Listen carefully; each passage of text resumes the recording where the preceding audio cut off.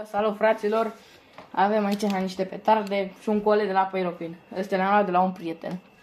Avem 7 petarde de Bum de alea cu un foc. Volt 1 de la Triplex, bune și pe alea acolo. Petarde cu 3 focuri de la Corsaj, le știți toată lumea pe astea mai mici. O Fontaine de la Iorghe, 7,5 grame. Nu știu ce să mai zic despre ea. Nu știu cutia, ok. Un FS3 de 3,5 grame, am fabricație 2020, așa că focalizează. Dacă aprim blițul să vedem, parcă se vede un pic mai ok. Așa, pune și pe alea acolo.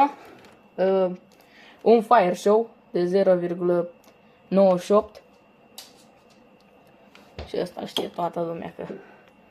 Explosive Show de 2 grame. 2024 fabricație. Un Bulldog, la fel. 0,5, 2024 fabricație. Sunt aici murdarea de praf de pușcă, că ia 7000 de oară când filmez. Că m-am deranjat câinele, bat, în fine. Show 120, 4 bucăți. 2 titireze de astea Dragonite. Dacă se aude ceva pe fundal, e un dezumidificator de la, nu știu. Bum cu un foc. 2 pachete de Piccolo. Și un pachet de Piccolo mai special. Am fabricație 2008, expiră 2020, expirat, băgăm la colecție. Chiar nu știu cum. Stai să luăm cutia. Mai aici o cutie. Stați un pic să nu vă arăt numele, să vă arăt că a fost 503 lei. Uitați. 503 lei. Eu pun deoparte. Avem stickere de la Pyroqueen. Ătura asta nu mai mi-a pus brichetă, dar asta e. Am una de la ei. Avem 2 banane negre. Ți-am șmechere rău.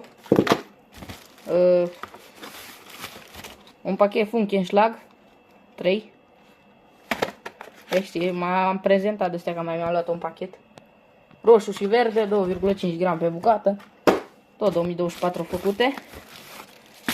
Bonus, un pachet de Bum 30. Ca și tura trecută mi-a dat aceleași petarde. Da, ok, sunt gratis. Merge de bubuit. Avem 2. Un pachet de circoblițe, 6 circoblițe de astea vechi. Vechi, cred că ăsta, că mă uit eu personal, chiar nu văd, cred că-s 2023. Au 17 grame pe bucată, dar nu am fabricație. În fine,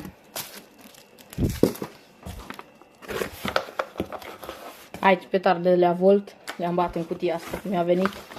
Că am fost plecat în câmp să adun niște baloți și mi-a venit mai de mult, doar l-am deschis și am plecat să văd ce sunt. Bum Flame Cracker, au 0,2 pe bucată. Ok, petarde. Bum Middle, au 1,8 grame.